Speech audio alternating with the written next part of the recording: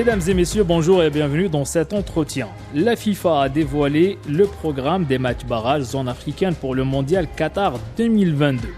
L'Algérie sera en déplacement au Cameroun le 26 mars pour affronter la sélection camerounaise et le match retour le 29 mars au stade Mustafa Tchaker de Blida. Et justement, nous avons avec nous un champion d'Afrique en 2017 avec la sélection camerounaise, l'ex-international camerounais Sébastien Siani, pour parler de cette double confrontation.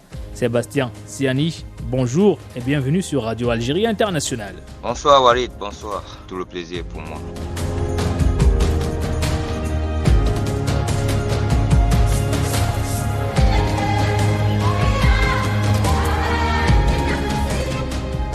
Avant de parler du prochain match Algérie-Cameroun, parlons un peu de la dernière édition qui se déroulait chez vous au Cameroun. Comment vous avez trouvé cette 33e édition et l'organisation de cette CAN? Oui, c'est vrai que la 33e édition s'est déroulée dans mon pays, le Cameroun. Et je pense que tout a été mis en place. Les efforts ont été fournis pour que tout se déroule dans les bonnes conditions. C'est vrai que rien n'est jamais parfait, mais je pense que le Cameroun a montré que il avait aussi la capacité de pouvoir organiser un tournoi. Il restera sûrement des choses à améliorer et ça c'est partout dans le monde. Et je pense que les équipes ont adoré y être et c'est ça qui est déjà positif. Et je trouve aussi que le niveau commence à être bien parce que même les petites équipes, on est passé à 24 équipes dans les petits pays aussi peuvent participer facilement au tournoi.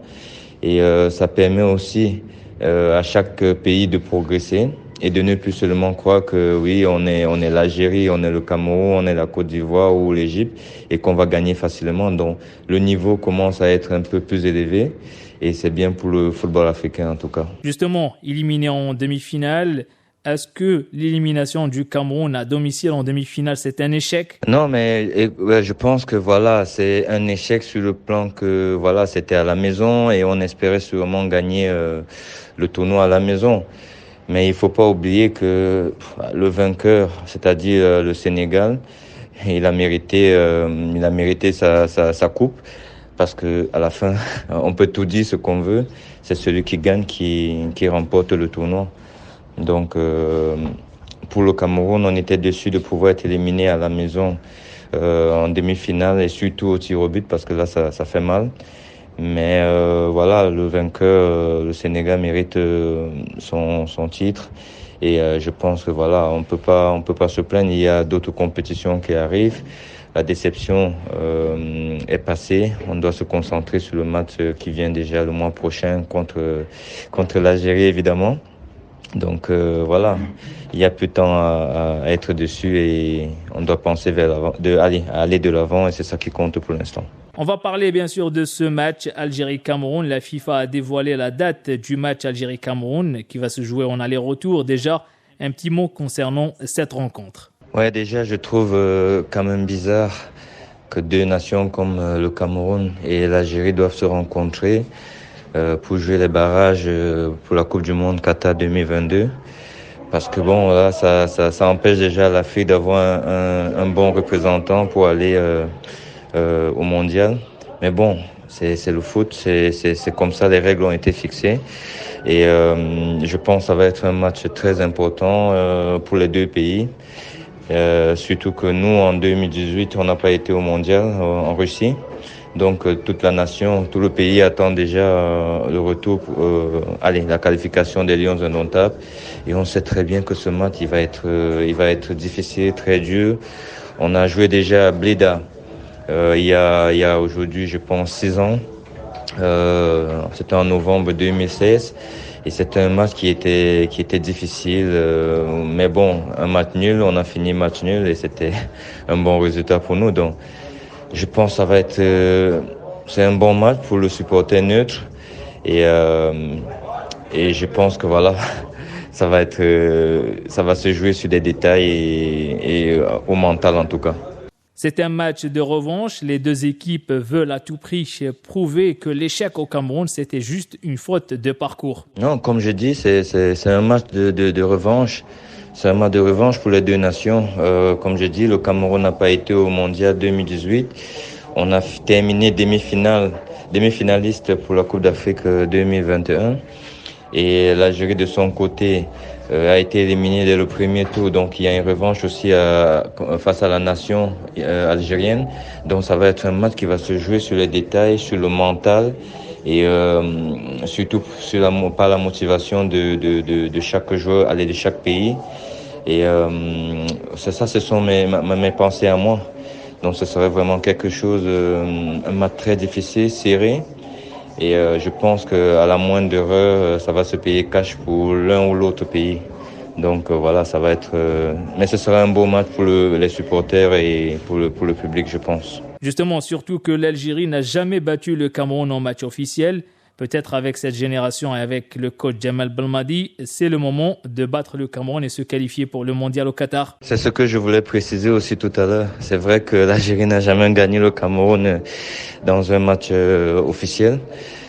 Donc voilà, le Cameroun c'est ça aussi. Et donc quand ils vont arriver à Alger, ils vont aussi prendre ça en considération parce que c'est important aussi pour le peuple camerounais. Nous les Camerounais, que ça reste ainsi. Donc voilà, c'est encore une motivation en plus pour que le match se passe vraiment dans les conditions très très difficiles. Et comme je dis, ça va être sur les détails de l'un ou l'autre pays.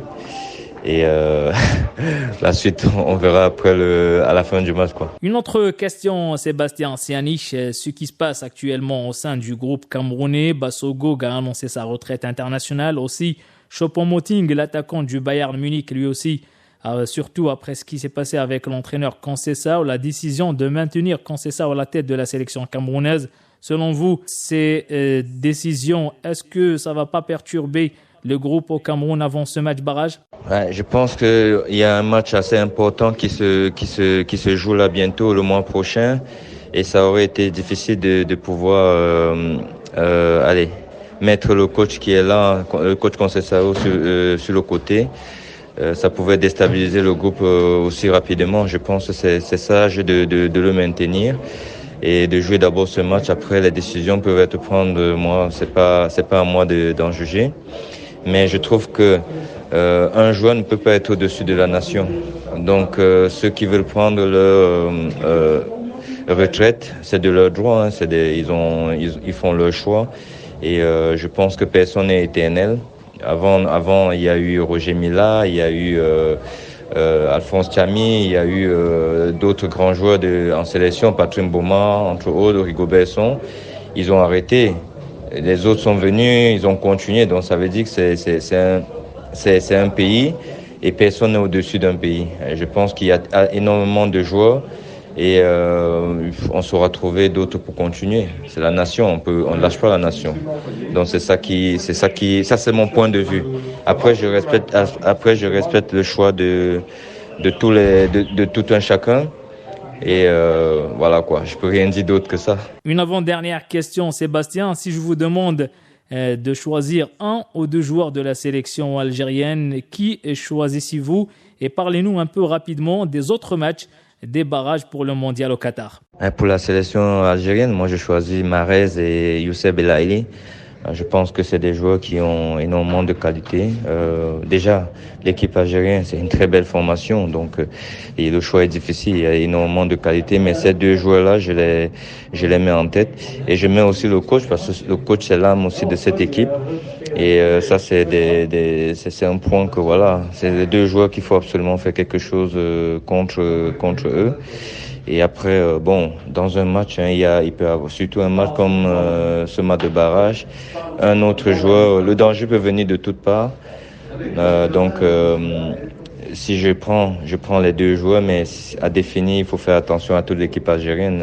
Elle a énormément de qualité, donc ce ne sera pas évident. Sébastien Sianiche, un dernier mot concernant ce match? Non, déjà en tant que Camerounais, évidemment, je suis derrière mon pays. J'espère juste qu'il y ait beaucoup de fair play et que les choses se déroulent très bien, que ce soit le meilleur qui puisse gagner ce match. Donc voilà, je pars pour le Cameroun, c'est tout à fait naturel.